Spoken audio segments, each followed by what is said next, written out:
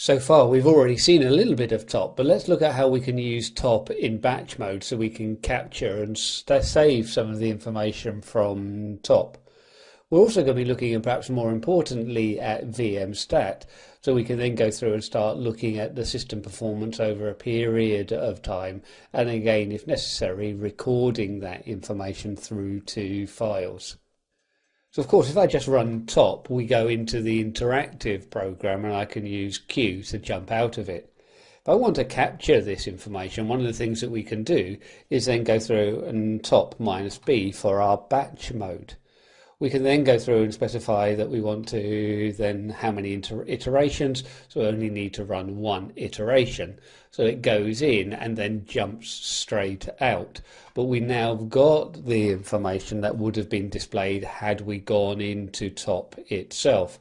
And I can just scroll back up. If you've got a mouse wheel on your mouse, you should be able to just scroll with the mouse wheel to wind back up. Otherwise, you can just go through and drag the cursor up on the right. So this way we could then, even if necessary, go through and send this information through, let's say through to file 1. And then of course we can page through file 1 to see the information then that we've captured. So always consider looking at some of the extra options that we haven't necessarily seen before, and investigate the man pages. As always, the more you look at the man pages, the more you're going to know about the commands and what interests you. One of the other really useful tools that we can start recording information with is vmstat. If I run it by itself, it runs just once, but we can have it run over a period of time to collect information. Reading from right to left, we can see then that I've got two running processes at the moment, but none of them are blocked. A blocked process is normally blocked because of disk access, so it's waiting for disk activity to release. So sometimes if we're starting to see a lot of blocked processes, it might be a bottleneck within our disk subsystem. We're not swapping any memory, and we can see how many K of memory we've got available. But if we don't understand it like that, we can then start using -S and specify the unit. If I use capital K, then that's the default that it shows me, and that's the 1024 style kilobytes. If I want to see it on based around 1000, so the kilobytes, we can then use a lowercase k. So this is then looking at how many thousands of bytes that I have available. It might be more convenient to look at the lowercase m, so this is looking at megabytes, again being based around 1000.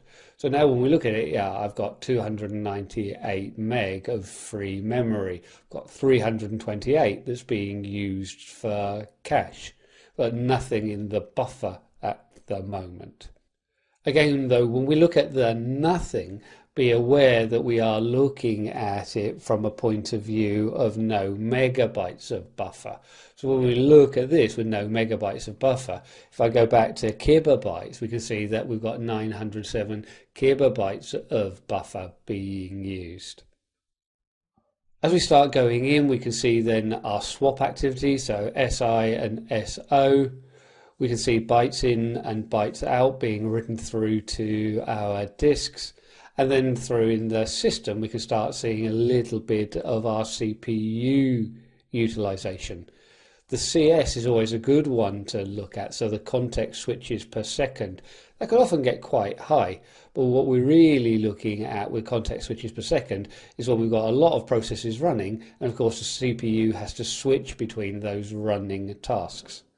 The idle as well, just showing idle 100, where it really then just shows that the processor is idle most of the time. So there's a lot of information that we can get from vmstat, but if I start adding information through to vmstat, we can get it to collect information over a little bit of time. So if I say we can have a delay of 5 seconds, but let's say 3 iterations, we collect information 3 times with a 5-second gap in between. So you can see now we're just going to be coming up to the third iteration and then we close. And again, I could send that through to a file to collect the information should I want. But if we really want to collect the information over a period of time, we want to install vmstat, and we'll be looking at that within the next module. For the moment though, I think we need to tidy up on this one, so let's jump back to the slide so we can tidy up on the current module.